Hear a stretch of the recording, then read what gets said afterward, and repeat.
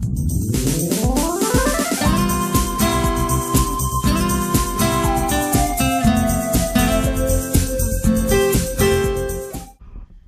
this is Ben Owen for Accessible Gadgets, and here we're going to do a review of the Motorola Nexus 6.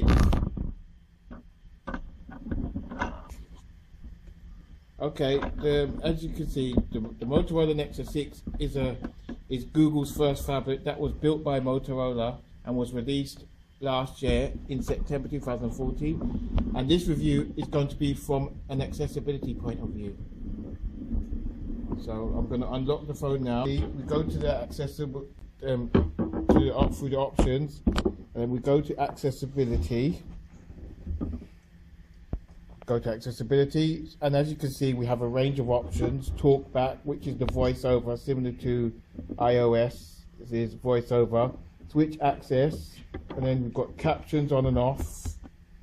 Magnification pictures, gestures, large text, which I already have on.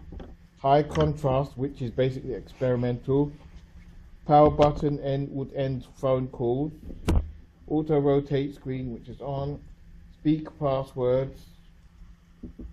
Accessibility shortcut, which is to create shortcuts, for accessibility purposes.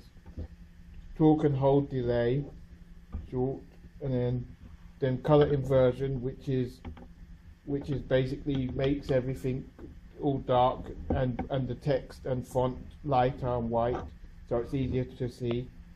And then color correction, which is basically maybe similar to inverted colors. So to start off with, we're going to start from the bottom. So color correction. So let's see what it does. Color correction. And as it says, this feature is experimental and may affect performance. So color correction, so basically it will be red and green. So I've switched it on now, and let's see what happens as I press the back button. And as you can see, everything's a little bit duller. All of the icons are not as vibrant as they are when it's off. Let's go back, click back to my home screen. As you can see, everything is dull again and not as bright and vibrant. So I guess that's what inverted colors means. So, or color correction rather. So what we'll do is we'll turn that off, and then we'll go to color inversion. So that's basically what it does. It makes everything all black and white, and then all of the font is white, and while the background is black. Again, it has an effect on all of the icons and all the colors, and it actually makes everything stand out a little bit more. As you can see, like, I'm gonna just type in any random thing from my history and see what happens. It's loading up.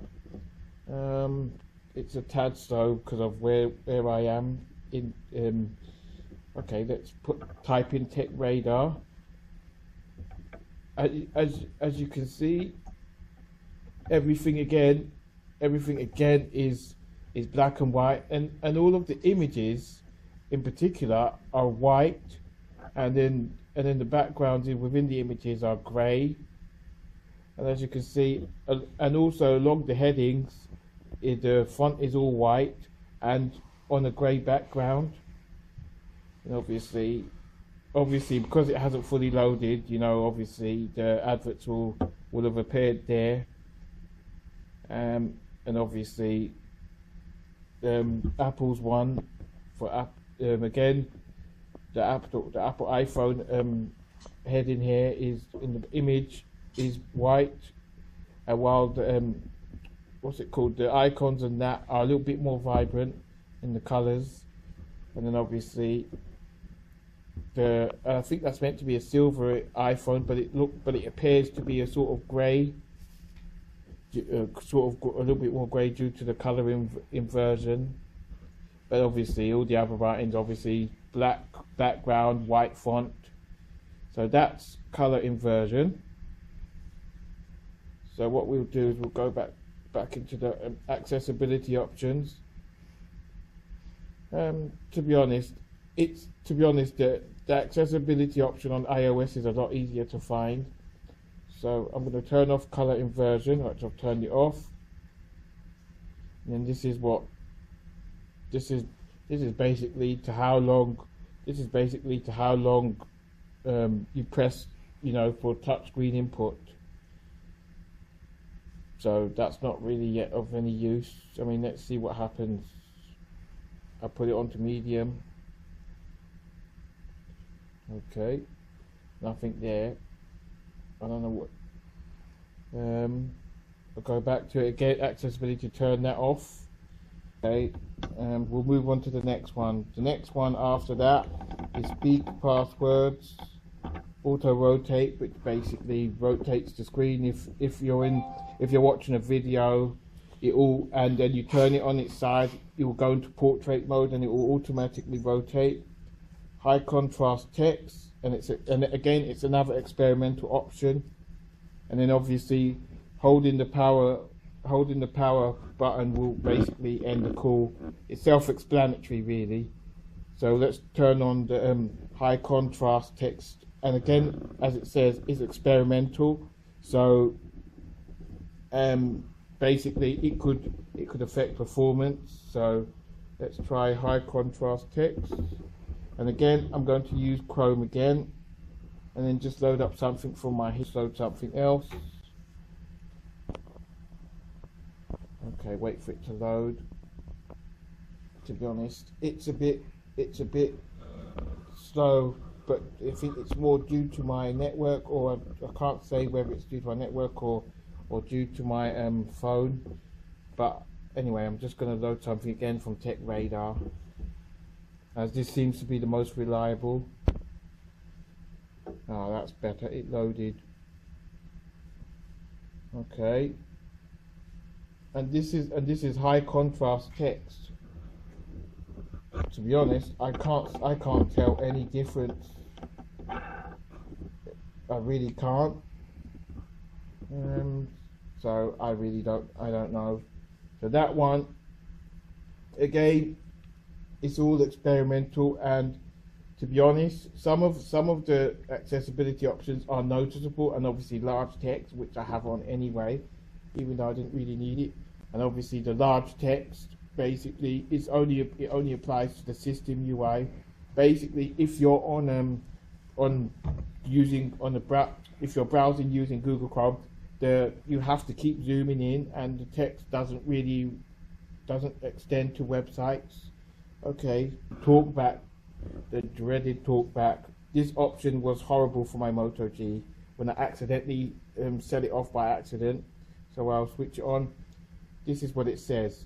It says, when talkback is on, your device provides spoken feedback to help blind and low vision users. For example, it describes what you touch, select and activate, which is true. Very similar to iOS, but I don't think it's quite as good. Okay. Talkback on. Accessibility tutorial. When Explore by Touch is turned on, you can touch the screen to learn what's under your finger. For example, the current screen contains app icons. Find one of them by touching the screen and sliding your finger around. Showing item 1 of 73. Okay, that was basically the tutorial. And it says, when Explorer is touched on, you can touch the screen to learn what's under your when finger. When Explore by Touch is turned on, yeah, you can next we'll button. Skip that. Okay.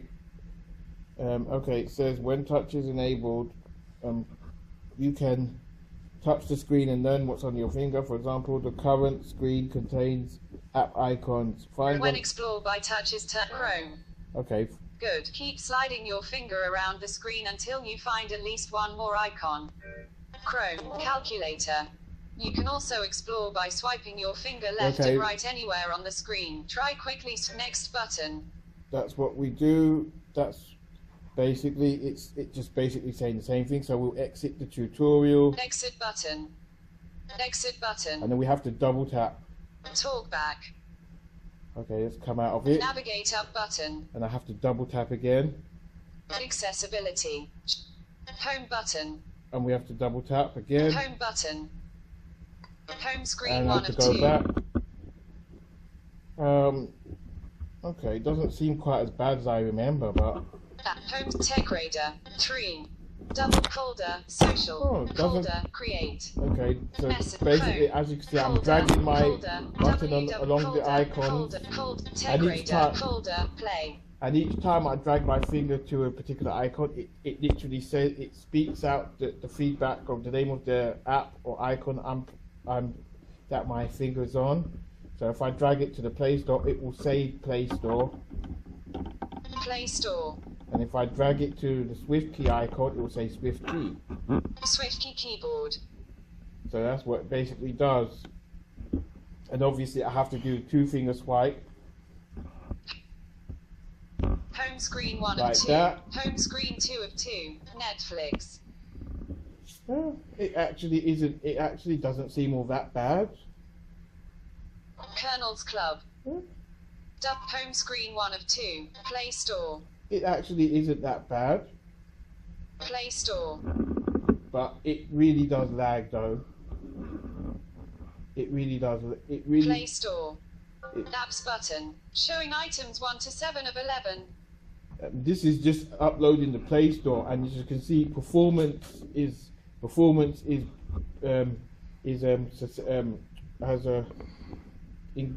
decreased because it doesn't take, because usually it doesn't take long to load up the Play Store with TalkBack switched off. So let's double tap to go back. Okay, I suppose I don't have to do that. As you can see, there's distinct lag. Apps. Home selected. Games button. Navigate up button. And button. it's very unresponsive as well, because usually to navigate or press any app now with TalkBack Games. enabled, you have to double Home tap. selected. Family.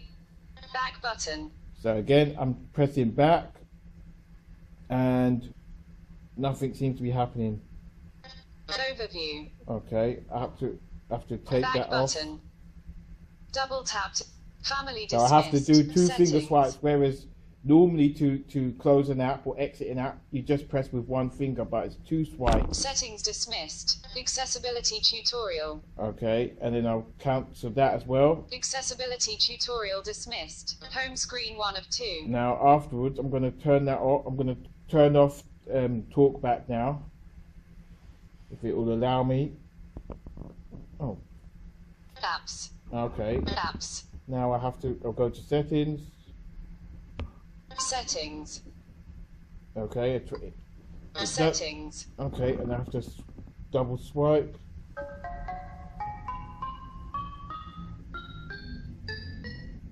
Okay, and tap the accessibility options. Accessibility. Accessibility. Showing items. TalkBack, and I'm going to go to TalkBack. Let's try and turn it off. Talkback on. Talkback. And then- Showing item 1 of 1. Okay, and I'm going to turn it off. On switch. On switch. It's, to be honest, it tends to be a bit unresponsive. On switch. On. Alert stop talkback. Yes, I'm going to turn it OK off. button. So tap again. It's off. It seems a lot better than I thought it would be on the Nexus 6. And there you have it with the accessibility options on the Google Nexus 6. This has been Owen, and this has been an Accessible Gadgets review of the accessibility options for the Nexus 6. If you enjoyed this review, give us a thumbs up and like this review, and hopefully you'll be able to watch again soon. We'll have another review for you soon.